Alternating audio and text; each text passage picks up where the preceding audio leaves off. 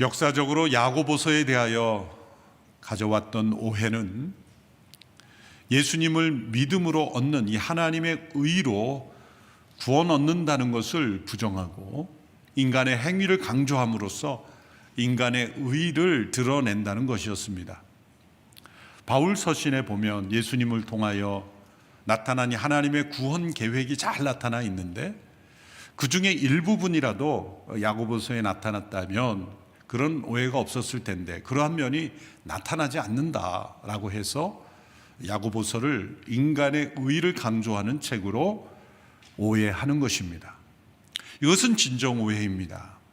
특별히 오늘 본문 1장 19절에서 27절의 말씀을 주의 깊게 살펴보지 않음으로써 일어난 오해입니다. 야고보서는 이미 예루살렘 교회에서 예수님을 구세주로 믿고 또 오순절 성령을 체험한, 성령 강림을 체험한 성도들이 이제 핍박 속에 흩어져 있는 가운데 주어진 서신입니다.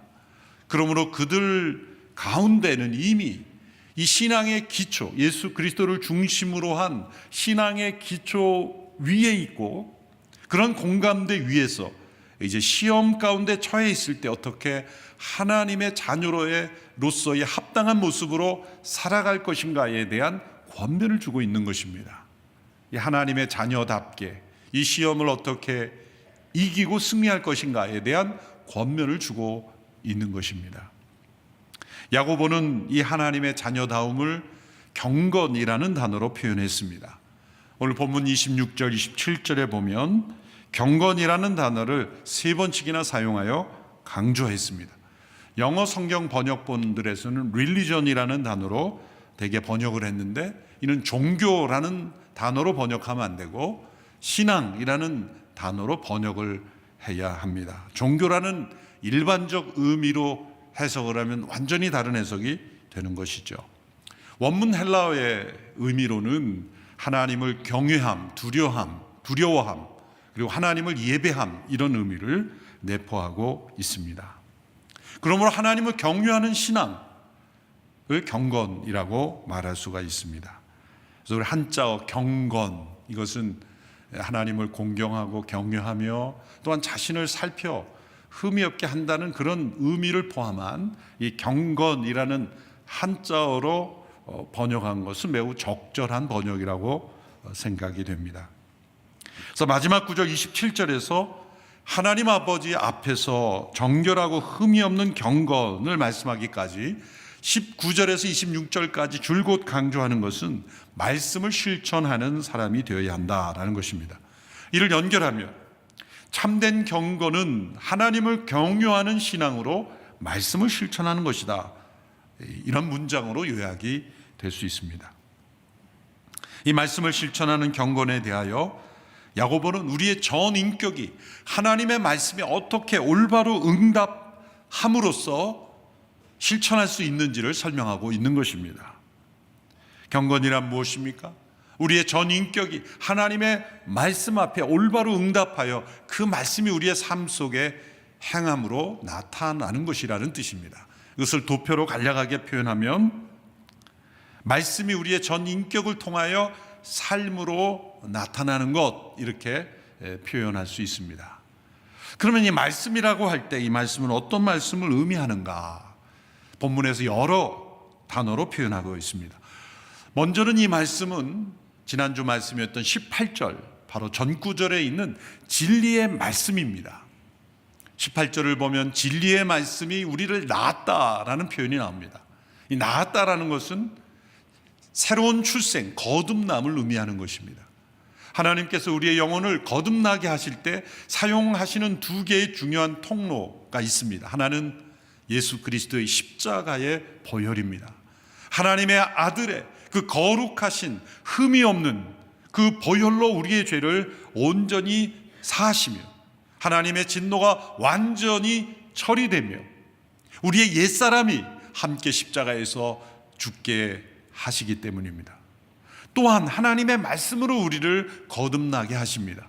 그것은 새로 태어난 그 생명이 그 생명 가운데 자랄 수 있도록 우리를 도우시는 역할을 하는 것입니다.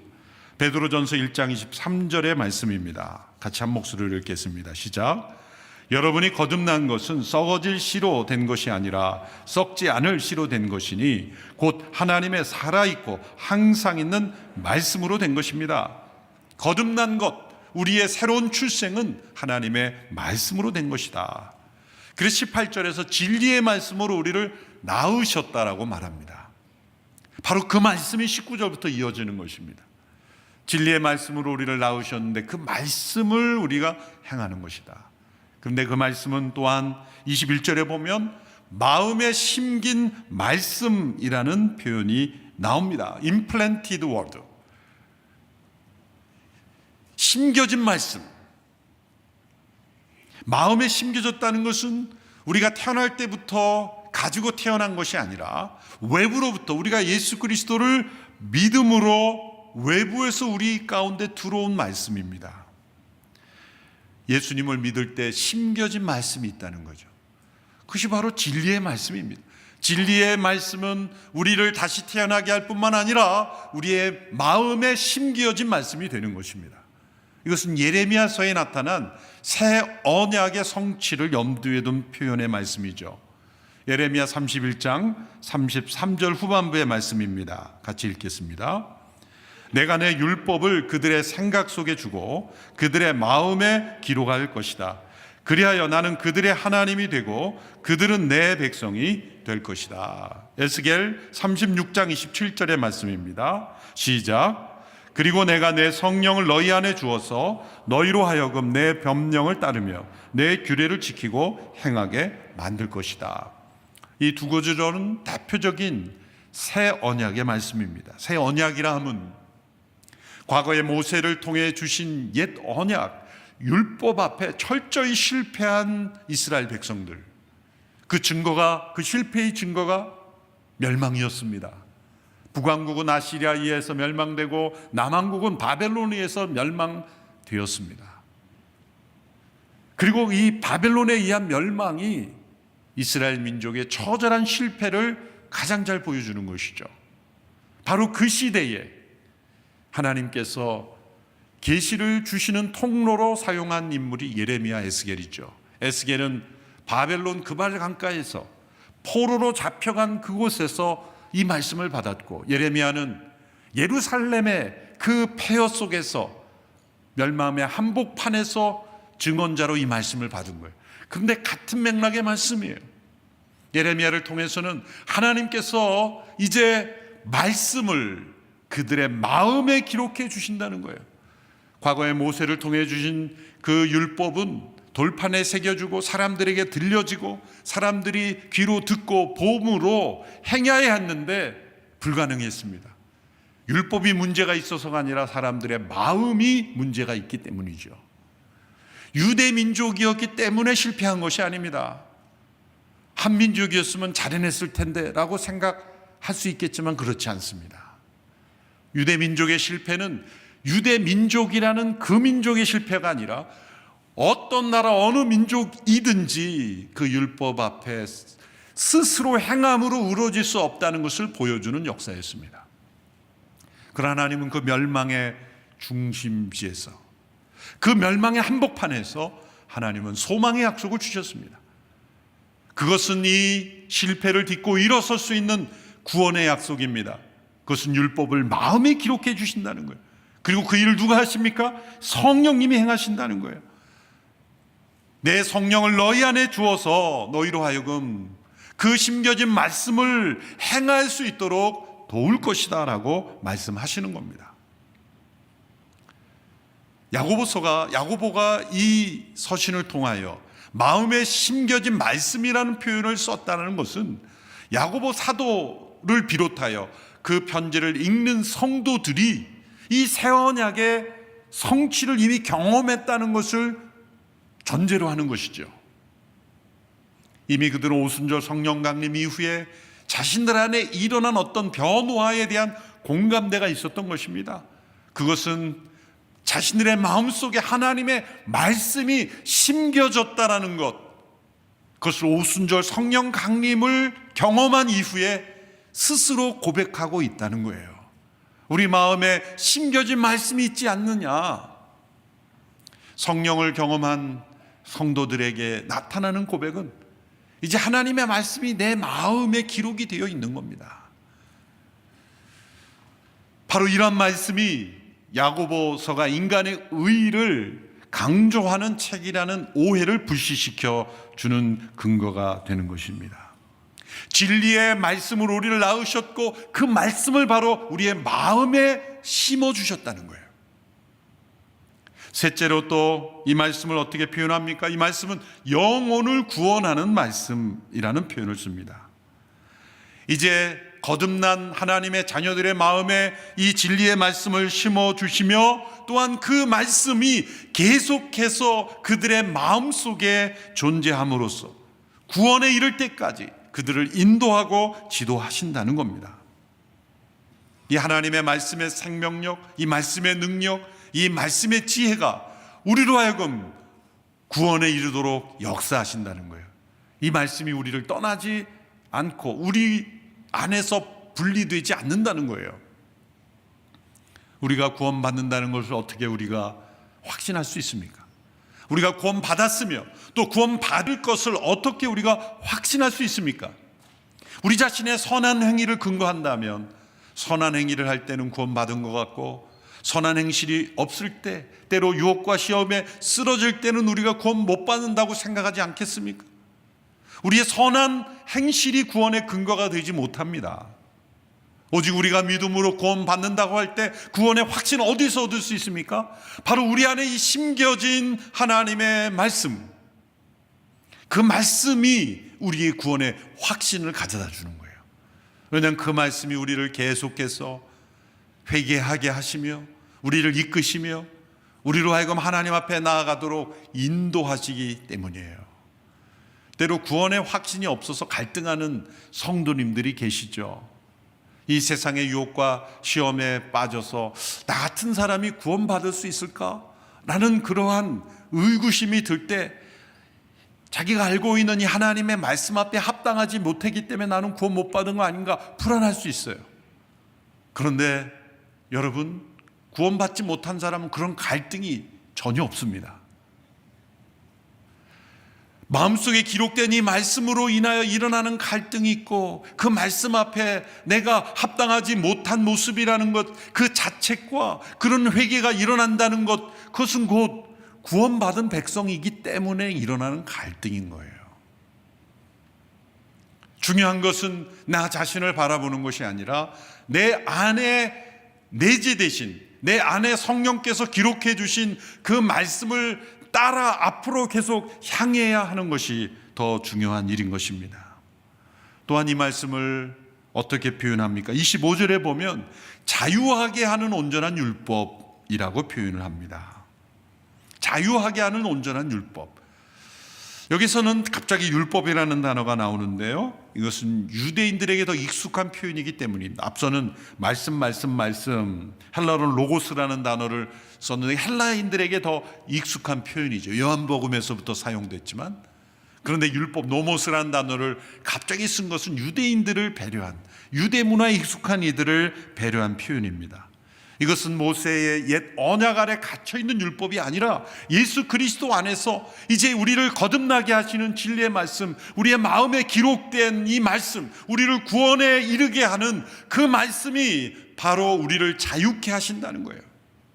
그것은 예수 그리스도 안에서 구약의 모든 율법을 이루시고 우리에게 자유를 주시는 하나님의 말씀을 가리키는 것입니다. 진리가 너희를 자유케 하리라는 그 말씀이 바로 이 구절이죠. 그러므로 야고보서는 인간의 의를 강조하는 책이 될 수 없는 것입니다. 하나님의 의를 강조하고 있는 것입니다. 또한 예수 그리스도를 통한 구원을 강조하고 있는 것입니다. 우리를 낳으신 진리의 말씀이 우리 마음에 기록되어 있고 그 말씀 우리를 구원에 이르게 할 것이며 또한 우리를 자유케 하시는 진리의 말씀이다. 우리가 따라야 될, 순종해야 될, 실천해야 될 말씀은 바로 그 진리의 말씀, 우리를 구원하시고 우리를 자유케 하시는 말씀이에요. 이 말씀을 따라 행하라는 것은 우리를 얽매이는 것이 아닙니다. 우리를 속박하는 것이 아닙니다. 우리를 자유케 하는 삶으로의 인도인 거예요. 많은 분들이 예수님을 믿지 않은 이유가 구속받기 싫어서, 얽매이기 싫어서라고 하죠. 착각입니다. 말씀을 따르는 삶만이 진정한 자유의 삶이에요. 말씀을 순종하고 실천하는 것이 우리를 자유케 하고 온전케 하는 말씀이기 때문입니다.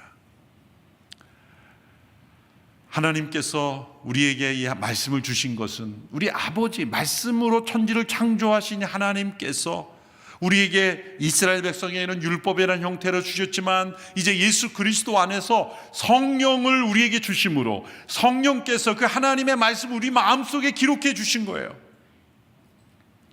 그러므로 그 기록된 말씀을 따라 행하는 이들은 하나님의 창조 질서를 따르게 되어 있어요. 그 일이 자유의 삶이고 아버지의 온전하심과 같이 온전케 되는 삶인 것입니다. 그리고 하나님의 나라를 경험하게 되는 것입니다.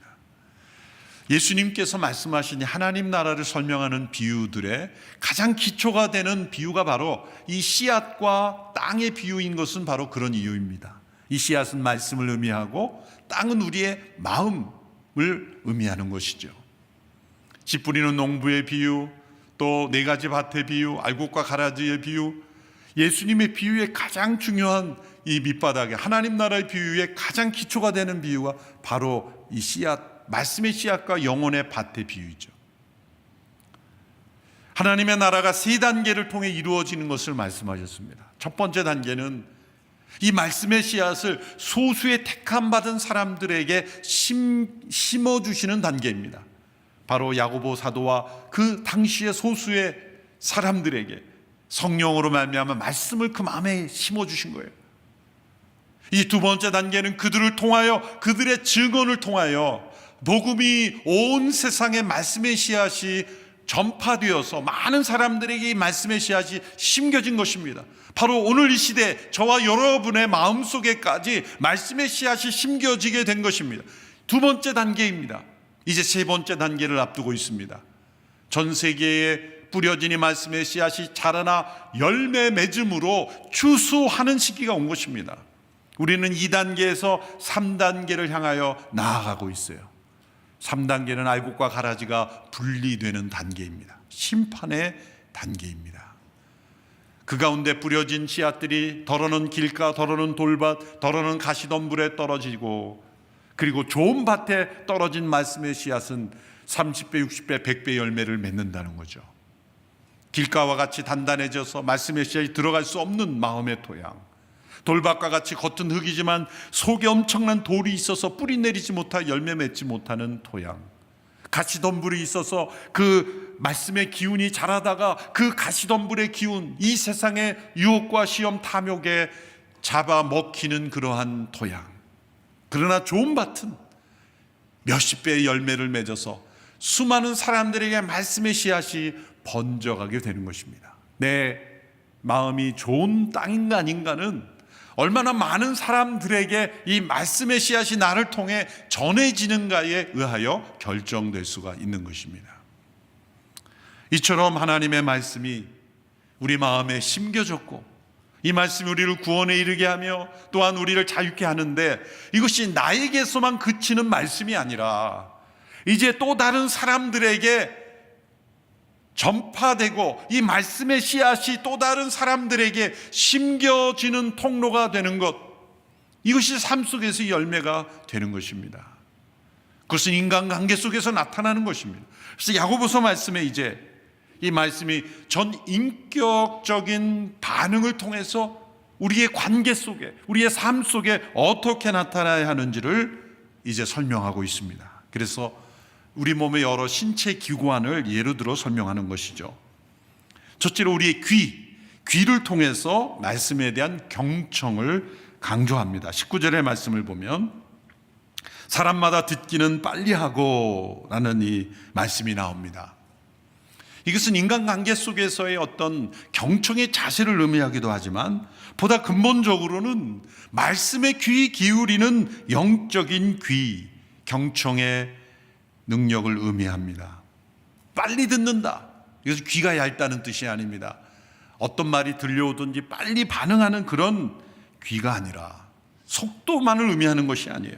아무 저항 없이 받아들이는 거예요. 하나님의 말씀에 대해서.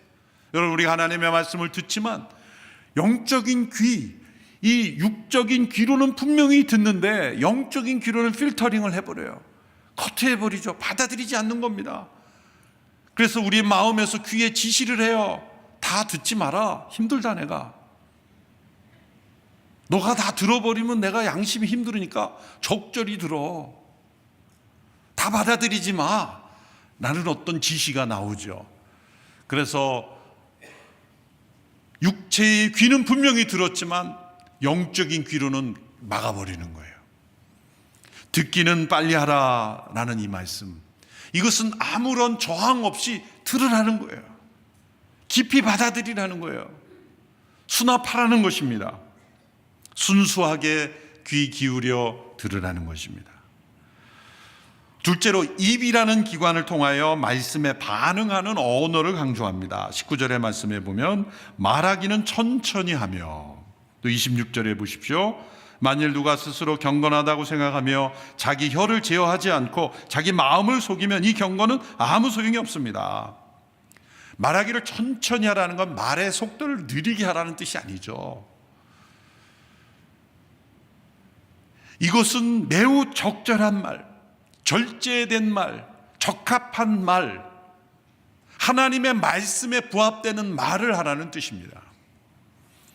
단어수를 줄이라는 뜻이 아니에요. 사람마다 적은 단어를 사용하는 사람이 있고 단어를 많이 사용하는 단어가 있는데 그 스타일의 문제가 아니라 그것이 어떤 목적, 어떤 내용이냐에 따라 달라지는 거죠. 근본적으로 남성과 여성은 이 언어 단어 사이에 큰 차이가 있죠. 남자들은 핵심적인 논리적으로 딱 필요한 단어만 말하는 그것을 좋아해요. 여성들은 감성적으로 공감의 언어가 발달됐기 때문에 충분한 공감의 언어가 많이 나와야 되는 거예요. 그래서 남성들이 볼 때는 한 2분 3분이면 끝날 게 여성들은 한 20분 30분, 두세 시간 동안 해도 못다한 경우가 많아요. 그래서 여성들은 전화로 1시간 2시간 막 얘기해놓고 또 마지막에 자세한 얘기는 만나서 얘기하자. 그럼 남자들은 도대체 무엇이 자세할 것인가? 여성들은 어떤 일을 때는 어머 어떡하니 그러면서 어떡하니만 뭐 10번만 하는 거예요. 그러면 상대방도 그래 어떡하니 남자들은 그랬니? 그러고 끝나는 거예요. 무조건 단어수를 줄이라는 게 아니야. 말하기를 천천히 하라, 저를 제어라는 것은 무조건 말수를 줄이라는 뜻이 아니죠. 단어수가 많아도 상대방의 아픔을 공감하는 언어라면 그건 많아도 좋은 거예요. 중요한 것은 하나님의 말씀에 이 생명력이 살아있는 사람의 언어는 부족한 말이 없어요. 합당하지 않은 단어가 없어요. 다른 사람을 상처 주는 말이 없습니다. 다른 사람을 살리고, 다른 사람을 치유하고, 다른 사람을 용기를 북돋아주고 새롭게 하는 그런 언어가 나오는 거예요. 거짓이 없습니다. 왜곡된 말이 없습니다. 자기 이익을 위해서 트위스트한 그런 말이 없어요. 가감하는 말이 없습니다. 사랑 안에서 진리를 말하는 언어가 되는 것이죠. 혀를 제어할 수 있다는 것, 그것은 하나님의 말씀에 귀를 기울이는 영혼, 기록된 말씀, 마음에 기록된 말씀에 지배되는 혀가 될 때만 우리의 혀는 제어될 수가 있는 거예요. 바로 이 하나님의 말씀이 우리 마음속에 어떻게 반응하냐에 따라서 우리 언어 생활이 바뀌게 되는 것입니다. 하나님의 말씀에 부딪힘이 없는 영혼은 그 언어를 가지고 자기 이익을 차지하려고 합니다. 다른 사람을 이용합니다. 다른 사람을 헐뜯습니다. 이야기를 전할 때 가감하며 전합니다. 더하고 보태고, 그래서 말을 있는 그대로 전하지 않으므로 갈등을 일으키며 결국은 자기 자신이 세상의 중심이 되려고 합니다. 경건하지 못한 삶이죠. 셋째로 눈이라는 기관을 통해 이 깨달은 말씀을 실천하는 것을 강조합니다. 22절에서 24절 같이 읽겠습니다. 시작. 여러분은 말씀을 실천하는 사람이 되고 듣기만 해 자신을 속이는 사람이 되지 마십시오. 만일 누가 말씀을 듣기만 하고 실천하지 않는다면 이 사람은 자기의 생긴 얼굴을 거울에 비춰보는 사람과 같습니다. 그는 거울을 보고 돌아서서는 자신의 모습이 어떠한지 금방 잊어버립니다. 말씀을 영혼의 거울로 비유했습니다. 우리가 육신의 더러움을 제거하기 위해서 거울을 보고 우리의 외모를 교정합니다. 그런데 거울을 보고 눈으로 보고 문제를 발견하고도 바로 뒤돌아서서 잊어버리면 얼마나 어리석은 모습인가. 그것은 마치 말씀을 우리가 눈으로 읽고 깨달음이 있지만 행하지 않는다면 거울을 보고 금방 잊어버리는 모습과 같지 않을까라는 것입니다. 눈으로 보긴 봤는데 왜 잊어버릴까요? 그걸 가로막는 그 무엇이 있는 겁니다. 귀로는 들었는데 왜 듣지 못할까요? 가로막는 그 무엇이 있는 것입니다. 혀로서 왜 적합하지 않은 말이 튀어나올까요? 본심이 아니라고 말하지만 혀가 전달하는 그 언어 이면에는 그 사람의 영혼이 담겨 있는 것이죠. 결국 이 모든 문제가 마음으로 연결이 되는 것입니다. 우리의 귀와 눈과 입이 왜 왜곡된 그러한 상태에 존재할까요? 왜 하나님의 말씀을 들어도 듣지 못하고 보아도 깨닫지 못하는 이유가 무엇일까요? 우리의 언어가 왜 하나님의 말씀과 동떨어진 그런 말들이 튀어나올까요? 마음의 문제입니다. 그래서 오늘 21절의 말씀에 마음으로 집중하고 있는 것이죠. 21절 같이 읽겠습니다. 시작. 그러므로 모든 더러운 것과 넘치는 악을 벗어버리고 마음에 심긴 말씀을 온유함으로 받으십시오. 이 말씀은 능히 여러분의 영혼을 구원할 수 있습니다. 우리 마음에 더러운 것과 넘치는 악이 있을 때 우리의 귀와 눈과 입은 그 기능을 합당하게 발휘하지 못합니다. 따로따로 노는 겁니다. 귀는 귀대로, 눈은 눈대로, 입은 입대로 그렇게 다 분열된 인격이 되는 거예요. 들어도 듣지 못하고 보아도 깨닫지 못하고 말을 해도 합당하지 않은 말을 하게 되는 것, 마음에 넘치는 악이 있기 때문이에요. 그래서 사람들은 자기가 듣고 싶은 대로 듣고 보고 싶은 대로 보는 거예요. 똑같은 상황과 정보를 보고도 사람들은 다르게 결론을 내리죠. 가나안을 정탐했던 10명의 사람들은 헤브론 산지를 보고 우리는 죽었다, 우리는 망했다, 우리는 가면 안 된다라고 결론을 내렸어요. 여호수아와 갈렙, 우리는 가야 한다, 갈 수 있다, 하나님이 주시는 밥이라고 결정을 내려. 왜 그랬을까요? 그들이 본 환경과 정보는 동일했어요. 왜 정반대의 결론을 내렸을까요? 마음에 있는 믿음과 불신앙의 차이였기 때문이에요. 그러므로 사람들은 선택적 지각을 하는 거예요. TV나 뉴스의 어떤 사건을 어떻게 동일한 사건을 가지고도 저렇게 해석할 수 있을까라는 거예요. 우리나라 신호등은 파란불, 빨간불, 노란불 이렇게 섞여서 나오지만 미국에는 단어가 이렇게 나오는 신호등들이 있죠. walk, don't walk, 걸어라, 걷지 말라 이렇게 문자로 나와요. 색깔만이 아니라. 왜냐하면 이 색약, 생명이 있는 사람들도 있기 때문에. 어떤 사람이 걷지 말라라는 글씨가 나왔는데 뛰어갔다라는 말이 있어요. 그 사람은 나는 걷지 않았으니까 나는 법규를 위반한 게 아니야 라고 말한다면 할 말이 없는 거죠. 사람들이 그렇게 해석하는 거예요. 우리가 이 세상에 일어나는 일들을 해석하고 심지어 하나님의 말씀을 해석할 때도 그런 식으로 해석하니까 성경을 가지고도 요즘은 퀴어 신학이라는 이름으로 이 성 이데올로기로 성경을 해석해서 주소까지 나오는 그런 시대가 됐어요. 바로 그런 시대예요. 그런 논리죠. 걷지 말라고 해서 나는 뛰었으니까 괜찮다. 뛸 수는 있는 거 아니냐? 신호등에 또 하나가 나와야 돼요. Don't run. 뛰지 말라는 말도 나와야 돼요. 사람들의 마음에 있는 더러움과 넘치는 악으로 인하여 우리의 모든 지각이 다 파괴된 것이에요. 그래서 더러운 것과 넘치는 악을 내어버려야 된다. 벗어버려. 우리 힘으로 가능합니까? 불가능하죠. 그래서 하나님께서 예수 그리스도의 십자가를 주신 거예요.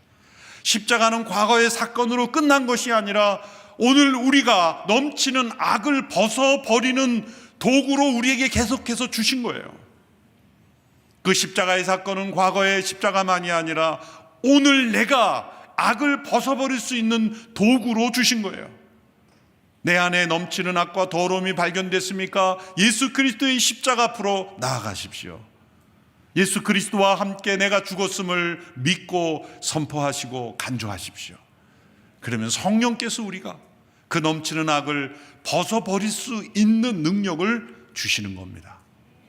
그 다음에 우리에게 주어진 것이 있어요. 마음에 심긴 말씀을 온유함으로 받으라. 이제 말씀을 수납하는 겁니다. 마음으로부터. 왜 귀로 들어도 듣지 못하고, 왜 눈으로 보아도 깨닫지 못하고, 왜 입은 하나님의 말씀과 상관없는 말을 하게 됩니까? 마음으로 말씀을 받아들이지 않았기 때문이에요. 말씀을 받아들일 때 온유함으로 받으라 그랬어요. 온유함이 사람에 대한 것은 부드럽고 온화함을 뜻하죠. 하나님께 대한 온유함이 있습니다. 그것은 하나님의 말씀의 권위를 받아들이고 인정하고 따르는 것이 바로 온유함이에요. 지상에서 가장 온유한 사람이 모세라는 표현이 나옵니다. 지상의 모든 사람보다 온유함이 뛰어나더라. 근데 모세가 화를 내지 못했기 때문에 온유하다는 뜻이 아니에요. 사람에 대해서 모세는 불같은 이 화가 있었던 사람이에요. 40세 때 애굽의 관원을 때려 죽였죠. 또한 그가 이스라엘을 이끌 때 우상 숭배하는 이들의 돌판을 부숴버리고 그것을 갈아서 물에 타서 마시게 했죠. 얼마나 화났으면 그렇게 했을까요? 그는 불같은 혈기가 있는 사람이었어요. 그래서 그 모세 주변에 있던 그 아론과 그런 그 주변 형제들과 주변 사람들로부터 때로 저항을 받고 반란이 있었잖아요. 그런데 모세가 온유하다는 것은 뭐냐면 하나님의 말씀은 받아들였다는 거예요. 그래서 모세오경에 가장 많이 나오는 말씀이 하나님께서 말씀하신 것을 그대로 행했다는 거예요. 우리에게 이 온유한 마음의 태도가 있어야 돼요. 말씀에 대해서 있는 그대로 받아들이는 태도, 강함 없이 있는 그대로 순수하게 말씀하신 그대로 받아들일 때 놀랍게 우리의 삶 속에 경건의 능력이 나타나는 것입니다. 세 번째, 우리 삶 속에 나타나는 이 경건의 능력이 무엇입니까? 이 말씀이 우리의 전인격을 통해 마음에까지 받아들여질 때 나타나는 이 삶의 세 번째 열매, 이것은 두 가지로 나타납니다. 27절의 말씀입니다. 같이 읽겠습니다. 시작. 하나님 아버지 앞에서 정결하고 흠이 없는 경건은 환난 가운데 있는 고아와 과부를 돌보며 세상으로부터 자신을 지켜 물들지 않도록 하는 것입니다. 두 가지를 제시합니다. 환난 가운데 스스로를 돌볼 수 없는 연약한 이들을 돌보는 것입니다. 아버지의 마음으로 아버지의 통로가 되어 그들을 돌보는 것입니다. 천지를 말씀으로 창조하신 하나님께서 진리의 말씀으로 우리를 거듭나게 하시고 그 말씀을 마음에 심겨주시고 그 말씀이 우리를 구원에 이르게 하시고 그 말씀이 우리를 자유케 하시는데, 그것이 우리의 삶 가운데 나타날 때는 말씀이 육신이 되신 예수 그리스도 안에서 이제 아무 도울이 없는, 돕는 이 없는 연약한 지체를 돕는 삶으로 나타나는 거예요. 두 번째는 세상으로부터 자신을 거룩하게 지키는 삶. 하나님 없는 세상을 꿈꾸는 헛된 이념을 거부하고 하나님을 대적하는 타락한 더러운 문화를 거부하고 하나님의 자녀들을 세상으로부터 분리시키려는 이 세력에 대항하며 자신을 거룩하게 지키는 삶. 프로테스탄트라는 의미가 우리에게 필요한 거예요. 이것은 단지 로만 캐톨릭의 종교 세력에 저항하는 것이 아니라 타락한 이 세상의 문화와 세력에 대하여 프로테스탄트가 되어야 돼요. 자신을 지키기 위해서죠. 자, 이 말씀을 요약해 보면 이것은 아버지를 닮은 자녀가 되라는 뜻입니다. 아버지에 대한 진리를 어떻게 이 말씀 속에 설명했습니까? 아버지에 대한 진리는 아버지께서는 말씀을 우리 마음에 심어주시는 겁니다. 자녀들은 어떻습니까?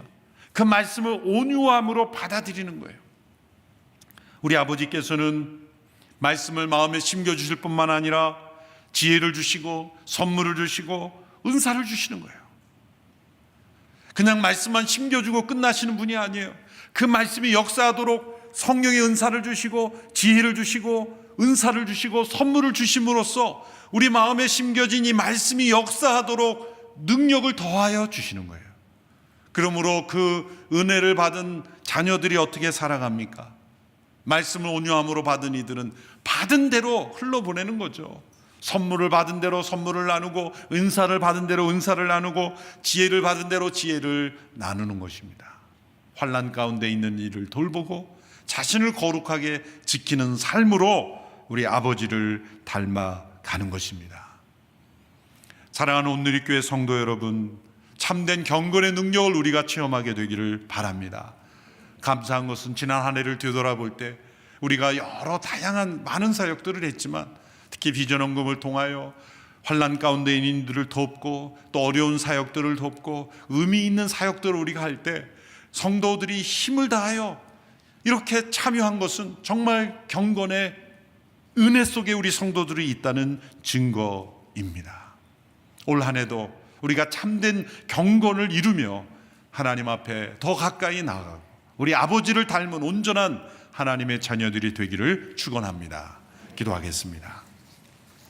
하나님 아버지, 야고보서를 통하여 시험 가운데 처해 있을지라도 우리가 어떻게 하나님의 자녀로 살아갈지를 말씀해 주시니 감사합니다. 참된 경건을 이루는 경건의 능력을 체험하는 우리 모두가 되게 하여 주시옵소서. 예수님의 이름으로 기도합니다. 아멘.